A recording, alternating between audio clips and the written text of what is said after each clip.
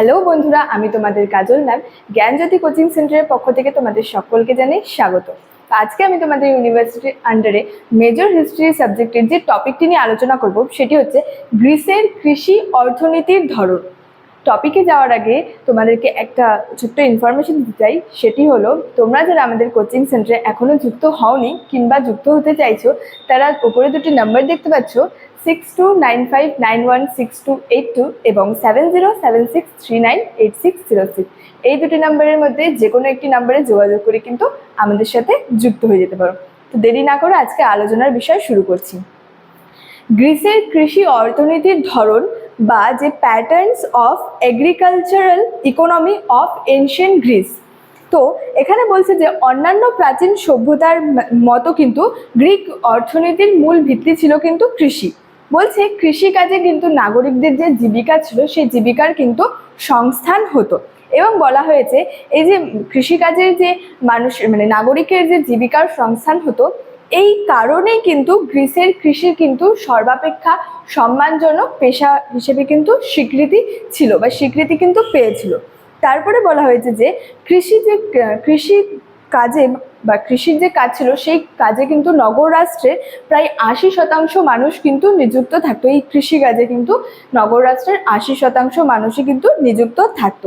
তারপরে বলা হয়েছে যে 800 খ্রিস্টপূর্বাব্দে বিয়সীয় কবি হেজিয়ড তার ওয়ার্ক এবং যে কাব্যদ্বয়ে কৃষি জমির মালিকানা বিষয়ে কিন্তু দ্বন্দ্বের কথা তুলে ধরার পাশাপাশি কৃষিকর্ম বিষয়ে নানা কিন্তু নির্দেশ দিয়েছিলেন। এরপরে বলা হয়েছে যে প্রাচীন যে থেসালিতে কিন্তু প্রচুর পরিমাণে যে খাদ্যশস্য কিন্তু উৎপাদিত হতো। প্রাচীন যে থেসালি ছিল সেখানে কিন্তু খাদ্যশস্য প্রচুর পরিমাণে উৎপাদিত হতো। তারপরে বলা হয়েছে খ্রিস্টপূর্ব 5ম শতকে কিন্তু গ্রিসের সমাজ জীবনে কৃষির কাজের যে বিশেষ যে স্থান ছিল তা কিন্তু সক্রেটিস এবং অ্যারিস্টটলের মতো জ্ঞানী মানুষদের কিন্তু বক্তব্যে স্পষ্ট হয়েছে। মানে খ্রিস্টপূর্ব 5ম শতকে যে গ্রিসের সমাজ জীবনে যে কৃষিকাজের একটা বিশেষ স্থান ছিল সেটি কিন্তু যে সক্রেটিস ছিল এবং অ্যারিস্টটলের মতো জ্ঞানী মানুষের কিন্তু যে বক্তব্য ছিল তাদের বক্তব্য কিন্তু এই কথাটি স্পষ্ট রয়েছে। তারপরে সক্রেটিস মনে করতেন বা সক্রেটিস বলতেন যে কৃষিকাজে কিন্তু মানুষের শারীরিক সক্ষমতা, মানসিক উত্তেজনা এবং কিন্তু যে আধ্যাত্মিক জ্ঞান ছিল তার কিন্তু বিকাশ ঘটে। মানে এই কৃষিকাজের মাধ্যমে কিন্তু মানুষের শারীরিক সক্ষমতা,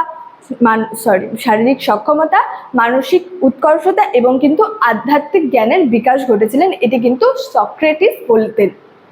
তারপরে বলা হয়েছে যে প্রাচীন গ্রিসের কিন্তু অভিজাত মানুষজনের কিন্তু বড় বড় যে বাগান থাকতো এবং কিন্তু কৃষিক্ষেত্র ছিল, এগুলি চাষাবাদ করতে কিন্তু তারা শর্তাধীনে যে সাধারণ কৃষক বা দাস বা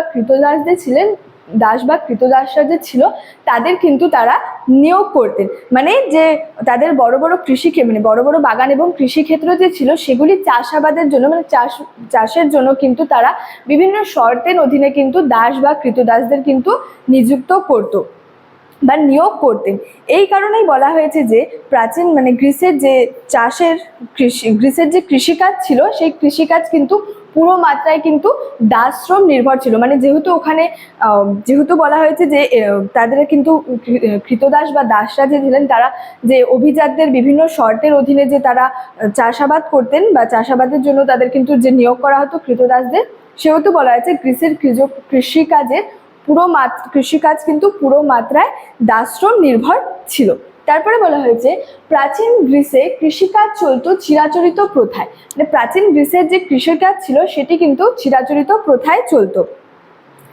হোমারের লেখা থেকে জানা যায় যে সে সময় লৌহের যে ফলাযুক্ত লাঙ্গল ব্যবহারের কিন্তু জমি কর্ষণ চলতো এবং জমির যে উর্বরা শক্তির অটুট রাখতে কিন্তু অনেক সময় তারা জমিতে 1 বছর অন্তর কিন্তু যে শস্য চাষ করা হতো। জমিতে তারা জমির যে উর্বরা শক্তি অটুট রাখতে কিন্তু তারা জমিতে 1 বছর অন্তর কিন্তু শস্যের চাষ করা হতো।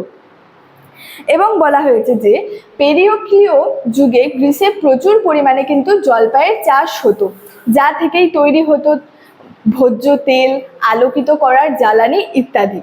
এটিকার যে সর্বাপেক্ষা মূল্যবান শস্য ছিল সেটি ছিল কিন্তু জলপাই। এর জন্য তার বিশেষ কিন্তু খ্যাতি ছিল।